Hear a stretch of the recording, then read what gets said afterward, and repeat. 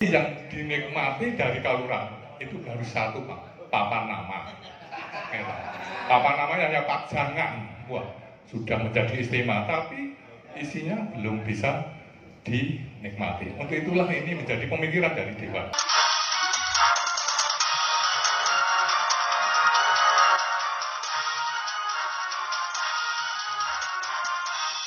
DPR ini, pokirnya yang mau dilarikan ke OPD berapa? Kemudian sisanya nanti akan dilarikan ke BKK. Ya. Kemudian yang perlu kami sampaikan, BKK itu bantuan keuangan khusus Kalurahan. Ya, bantuan keuangan khusus Kalurahan, Perbuknya nomor 24.2/2021. Jelas bantuan khusus keuangan pada Kalurahan. Karena ini pada kelurahan, mestinya yang mengajukan proposal kelurahan, yang melaksanakan kelurahan, kalau diperiksa ya kelurahan. Kami pun sepakat bahwa masa jabatan lurah adalah 9 tahun. Sangat sepakat. Karena dari 4 fungsi, yaitu fungsi pelayanan, kemudian fungsi pemerintahan, kemudian fungsi pemberdayaan, kemudian fungsi pembangunan, waktu 6 tahun tidak cukup untuk menyelesaikan permasalahan. Waktu 6 tahun tidak cukup untuk menyelesaikan permasalahan yang ada di masyarakat. Walaupun sekali lagi dinamika di masing-masing kalurahan berbeda. Oke, sepakat untuk itu. Kemudian masalah bantuan operasional untuk menunjang kegiatan Manik Moyo ini, tolong komunikasi dengan PMK. Tolong komunikasikan dengan PMK, karena pengampung adalah PMK untuk mengusulkan. Ini kebetulan sudah agak terlambat ini, sahabat. Mudah-mudahan di perubahan tahun 2023 apa yang menjadi harapan Pak Ketua Manik Moyo dan seluruh Bapak-Bapak Lurah dan Ibu Lurah bisa terkabul. Saya sepakat, saya mendukung itu. Di perubahan tahun 2023 direncanakan dulu anggarannya, biar nanti PMK yang otak-atik kegiatannya.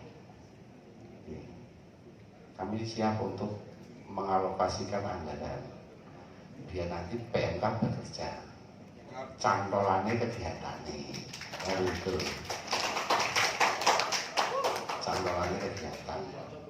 Dan tentu saja harapan kami sekali lagi komunikasi yang seperti ini terus selalu berangsur-angsur kita tingkatkan. Ini bentuk fungsi kontrol dari tugas dan fungsi sebagai anggota DPRD dan fungsi pemerintahan.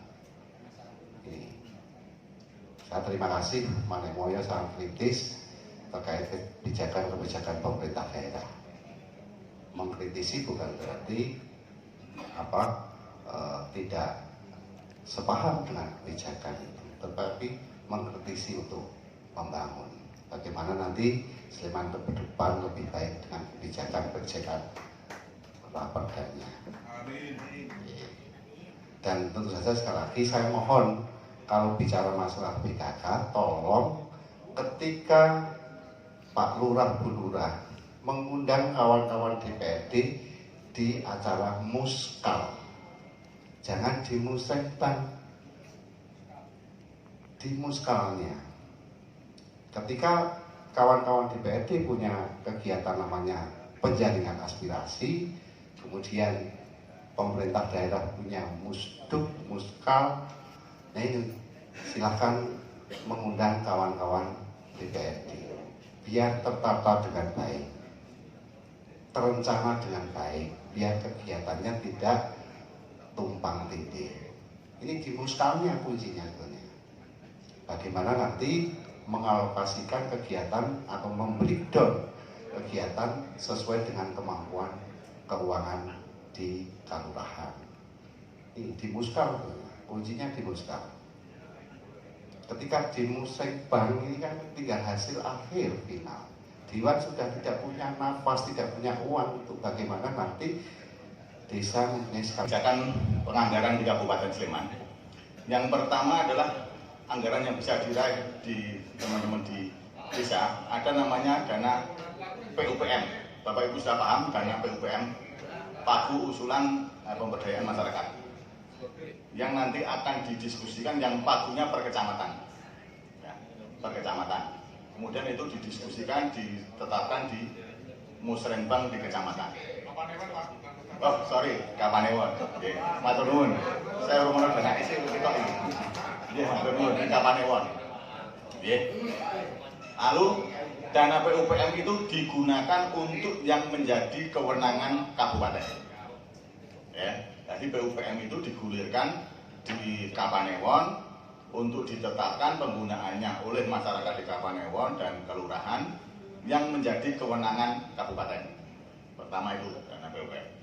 Kedua adalah dana pokir, pokok-pokok pikiran bapak-bapak anggota DPR. Ya. Ini pokir ini kita disepakati dengan bapak-bapak anggota DPR, besarnya adalah 10% dari PAD. 10% dari PAD. Kalau PAD-nya 1 triliun ya berarti besok 100 miliar Pak. Itu. Dana pokir ini terbagi menjadi 2. Kalau itu kewenangannya kabupaten, pokok-pokiran bapak-bapak, itu dana pokir yang pertama. Kemudian pokir dari bapak anggota dewan, kalau yang menjadi kewenangan desa atau kelurahan, maaf, salah lagi, ini menjadi kelurahan akan masuk ke BKK. Jadi saya menunggu dari bapak anggota DPR ini, pokirnya yang mau dilarikan ke OPD berapa? Kemudian sisanya nanti akan dilarikan ke BKK. Ya. Kemudian yang perlu kami sampaikan, BKK itu bantuan keuangan khusus kelurahan. Ya, bantuan keuangan khusus kelurahan, Perbunya nomor 24.2/2021. Jelas bantuan khusus keuangan pada kelurahan. Karena ini pada kelurahan, mestinya yang mengajukan proposal kelurahan, yang melaksanakan kelurahan, kalau diperiksa ya kelurahan. Tetapi sekarang ini prakteknya adalah kadang-kadang masih, maaf ya, kadang-kadang saya mendapat masukan dari bapak-bapak lurah, ada beberapa yang kadang-kadang kelurahan juga tidak tahu. Kemudian kadang-kadang ini juga kadang-kadang dari kelompok masyarakat sudah bawa proposal, Pak Lurah ditodong tanda tangan, arah tanda tangan ya ribut. Padahal kadang-kadang proposalnya itu belum tentu betul. Ada ditodong tanda tangan, yang penting lu lolos pora urusan dengan kabupaten gitu ya. Nah, itu sehingga tadi 2 hal tadi, namanya sekali lagi saya tekankan adalah BKK, bantuan keuangan khusus kelurahan. Sehingga yang membuat proposal, yang melaksanakan dan yang mengucapkan adalah kelurahan. Karena itu masuk di APB kalnya kelurahan, harus masuk di APB kal, menjadi pendapatan kelurahan, kemudian dilaksanakan. Gitu ya. Itu kemudian yang selanjutnya BKK bisa berasal dari BKK reguler. Ya, reguler yang kemarin kami sampaikan kepada bapak-bapak di kelurahan, satu kelurahan kemarin untuk 2022 kami sampaikan di angka 200 juta per kelurahan. Nanti penggunaannya ya mungkin itu sudah. Kemudian yang ketiga ini ada juga BKK yang menjadi inisiasi dari Pak Bupati Ibu. Ini dengan suka dan ikhlas Pak. Dengan bersuka hati dan suka-suka. Oke, terima kasih Mas Irawan selaku Ketua Manik Moyo, tadi sudah disampaikan beberapa hal, khususnya yang terakhir tadi mengenai komunikasi, mungkin PMK kembrungsung. Oke, untuk selanjutnya pokok inti pada materi pada siang hari ini, yang pertama tentang pembahasan soal keistimewaan Pak DPRD Komisi A Provinsi, karena kami dengar kemarin Komisi A sudah membahas tentang segala regulasi tentang keistimewaan ini. Maka dari itu kami mohon pencerahan pada siang hari ini. Waktu dan tempat kami persilahkan. Matur nuwun.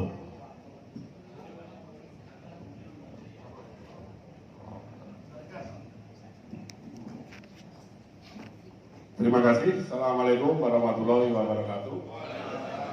Yang kami hormati pimpinan Dewan DPRD Kabupaten Sleman, yang saya hormati Bapeda Kabupaten Sleman, yang saya hormati Ketua Paguyuban Manepoyo se Kabupaten Sleman, dan yang saya hormati Ketua Paguyuban Manepoyo di Sleman Barat.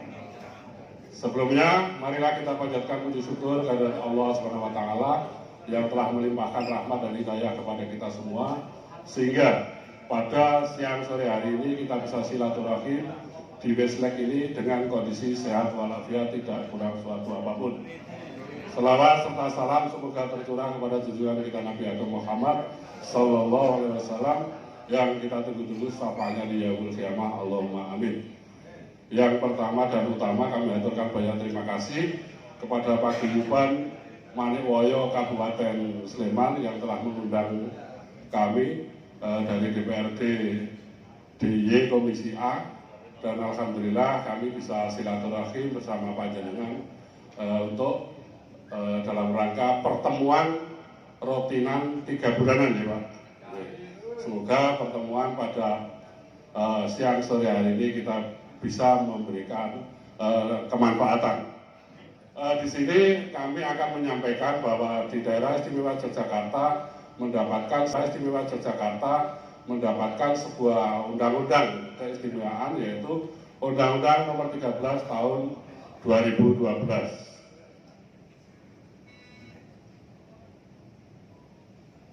Yang mana di situ memuat 5 urusan penting, yaitu tentang pengisian gubernur dan wakil gubernur, tentang kelembagaan, tentang tata ruang, tentang kebudayaan dan pertanahan.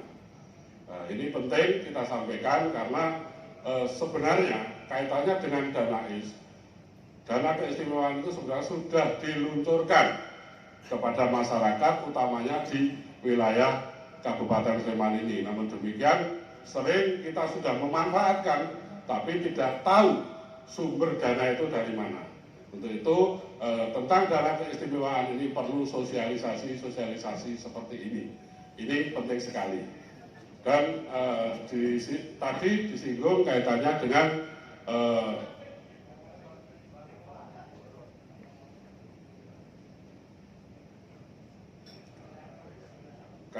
dengan perolehan dais yang katanya apa istilahnya tadi, lu lagi.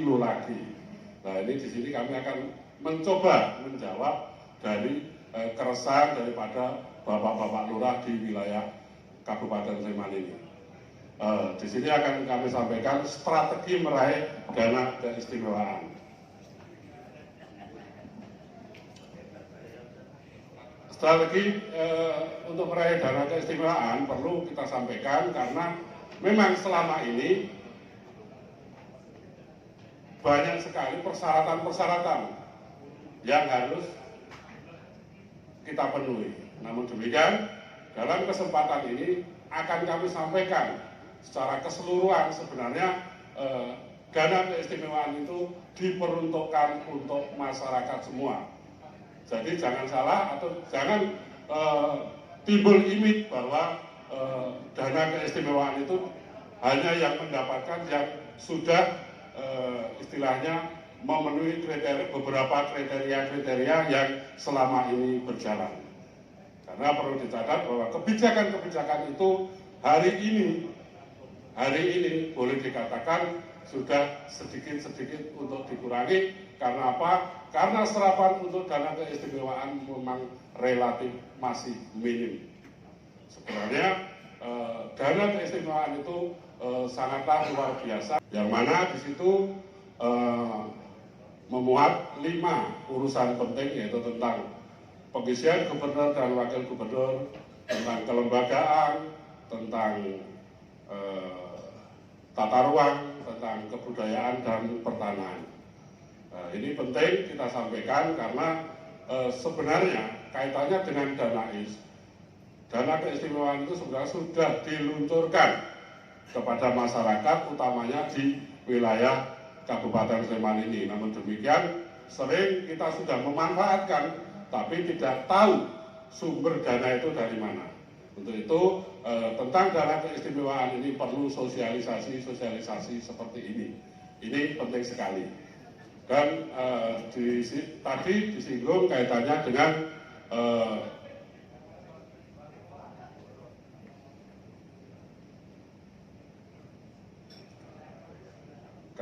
dengan perolehan GAIS yang katanya apa istilahnya tadi, lu lagi.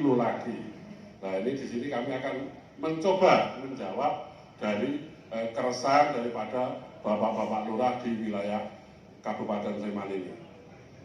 Di sini akan kami sampaikan strategi meraih dana keistimewaan. Strategi untuk meraih dana keistimewaan perlu kita sampaikan karena memang selama ini banyak sekali persyaratan-persyaratan yang harus kita penuhi. Namun demikian, dalam kesempatan ini akan kami sampaikan secara keseluruhan sebenarnya dana keistimewaan itu diperuntukkan untuk masyarakat semua. Jadi jangan salah atau jangan timbul image bahwa dana keistimewaan itu hanya yang mendapatkan yang sudah istilahnya memenuhi beberapa kriteria yang selama ini berjalan. Karena perlu dicatat bahwa kebijakan-kebijakan itu hari ini boleh dikatakan sudah sedikit-sedikit untuk dikurangi. Karena apa? Karena serapan untuk dana keistimewaan memang relatif masih minim. Sebenarnya dana keistimewaan itu sangatlah luar biasa besarannya, dan itu kadang serapannya kurang, sehingga perlu dilakukan sosialisasi seperti ini. Bantuan keuangan khusus keistimewaan atau BKK dana keistimewaan, bantuan Pemda DIY kepada pemerintah kabupaten kota dan atau pemerintah kelurahan dalam bentuk uang yang dialokasikan pada belanja transfer bersumber dari dana keistimewaan untuk mendukung pencapaian target kinerja urusan keistimewaan, bersumber dari dana keistimewaan untuk mendukung pencapaian target kinerja urusan keistimewaan melalui mekanisme anggaran pendapatan dan belanja daerah kabupaten atau kota dan atau anggaran pendapatan dan belanja kelurahan. Jadi ini jelas bahwa dana keistimewaan itu bisa diraih semua kelurahan di daerah istimewa Yogyakarta. Tentunya itu ada persyaratan-persyaratan dan itu nanti di belakang ada tata caranya untuk meraih dana keistimewaan itu. Pola PKK DAIS untuk kelurahan. Pemda menyampaikan ke pemerintah kabupaten, kemudian pemerintah kabupaten menyampaikan ke kelurahan. BKK dana keistimewaan kepada pemerintah kelurahan diperuntukkan sebagai pendanaan pelaksanaan penugasan urusan keistimewaan kepada pemerintah kelurahan. Program dan kegiatan percepatan pelaksanaan kebijakan strategi gubernur dalam urusan keistimewaan. Jadi dalam kemarin visi misi daripada Bapak Gubernur jelas disampaikan bahwa di luar dana yang umum itu dana keistimewaan itu sebagai penunjang untuk mempercepat pengentasan kemiskinan dan untuk membantu kegiatan-kegiatan yang lain yang belum tercover di anggaran secara umum. Kemudian hal-hal yang perlu diperhatikan berbasis masalah yang ada di lingkungan. Jadi ketika panjenengan mau mengajukan program untuk meraih dana keistimewaan harus jelas permasalahan yang ada di lingkungan panjenengan sekalian. Kegiatan yang jelas bernuansa keistimewaan.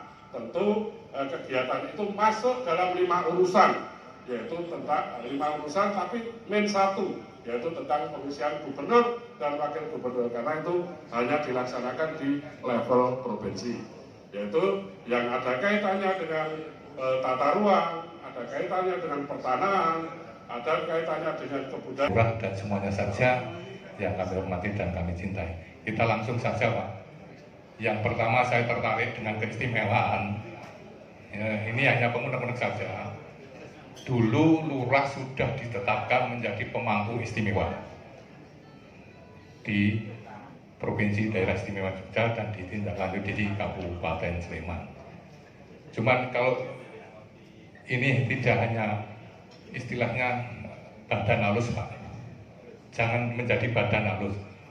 Dalam artian kalau itu memang keistimewaan itu diperhatikan, ya kita harusnya melihat dari semua kalurahan.